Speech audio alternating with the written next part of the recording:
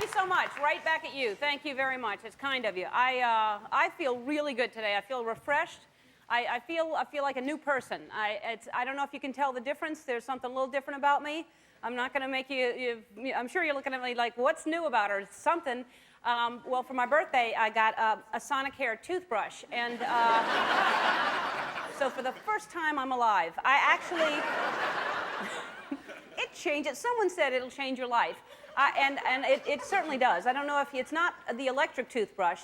That's the old-fashioned thing that just made a whole lot of noise, and it actually brushed incorrectly. It went that back and forth way. This is a sonic, which I think makes the boom. It's not as loud as that, but it's just a quiet little... And it's very delicate. It's just you put a tiny little dab of toothpaste, and it just goes as long, and it automatically turns off. It knows how long to go, and it's 2 minutes, and then it just is tiny, tiny touch in the teeth, barely touching them. And I used to make fun of that. I thought, you know, how lazy do you have to be to just hold something like that? You know, I thought that was the laziest thing in the world, second to the lazy Susan. And because that has the word lazy in it. So that is the laziest thing, the lazy Susan. But the toothbrush, it brushes your teeth for you, and it's a miracle of modern science. That and the Hairdini. And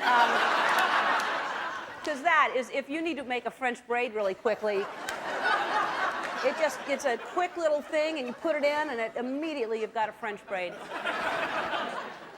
And, but I used to do it wrong. I didn't know. I was scrubbing like crazy the old-fashioned way with a stick and leaves. And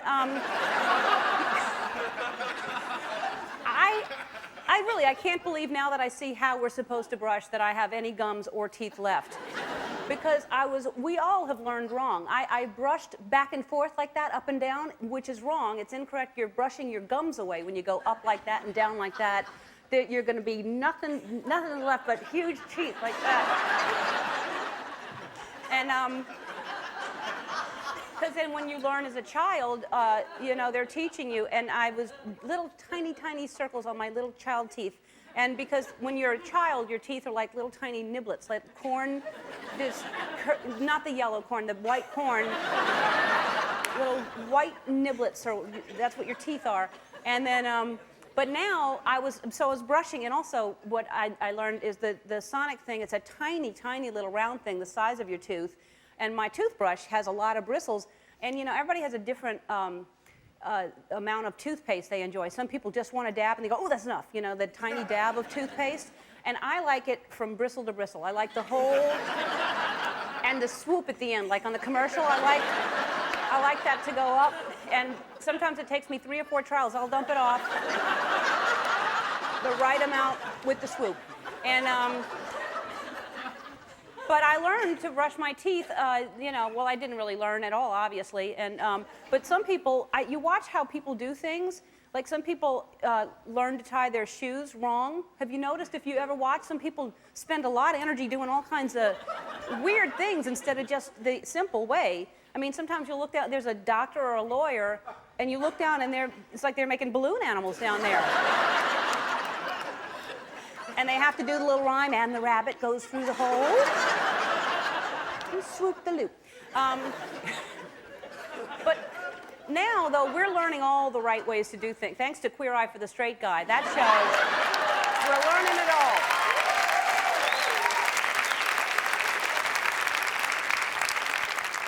We have been shaving wrong for centuries. We had no idea that we were, you know, and it's so hard because men have been shaving in the same direction, and it's hard for them to retrain their brain to go with the grain. Hey, that rhymes. That's how they can remember it. Retrain the brain to go with the grain. Because I shave still, I don't shave my face, my neck. And when I shave,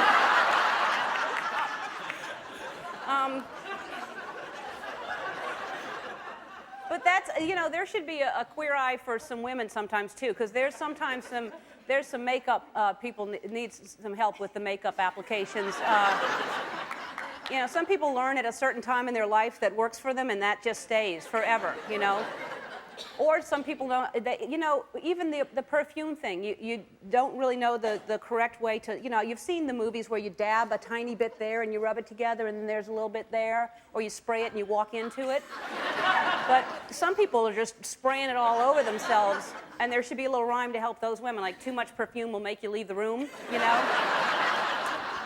Only a wench is drenched in stench, something like that, you know?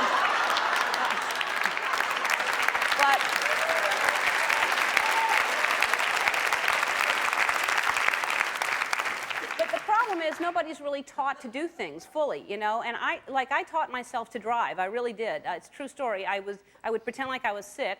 I would stay home. I was 13 years old, and I would get in the car and drive just up and down the street, you know, like a mile an hour. But I thought I was so cool, and it was like literally a block. And then I'd go home, and then I would eat ice cream all day long, and I was bad. And then I didn't want them to know I'd eat ice cream, so I would eat the container to get rid of the evidence. But I didn't, and I know now I didn't learn how to hold a fork properly. You know how some people hold a fork so delicately, and sometimes it's upside down when you cut with the knife, and then you're supposed to change hands. And I never learned how to hold a fork. Now I eat with my hands like a wild raccoon. I don't really, I was raised by wolves, by the way, and taught to eat by raccoons. And, but you know what I did teach myself? I learned, and I'm happy that I did. I taught myself to dance. Tony, what's going on? First of all, your tip jar, what's that? It's getting bigger and bigger. I can hardly lift it. People are being really, really generous. That is really nice. Yes, they're being really what's generous. Going on with the record collection? Well, the record collection is going great. Amoeba Records in Los Angeles, Eileen Bragg, who works there, they sent me a bunch of records, like really good stuff, about 40 records, and they gave me a $50 gift certificate. So, wow. Thanks, guys. Yeah. Some really good stuff. That's great. Stuff that will get me back in the clubs. You'll be back in the clubs with that stuff? Stuff will get me back in the clubs. That's great. Yeah. Well, that's terrific. And no bandits can come and steal my records anymore. No bandits. Hey, speaking of bandits. Yep. Guess who's on the show? Burt Reynolds is on the show.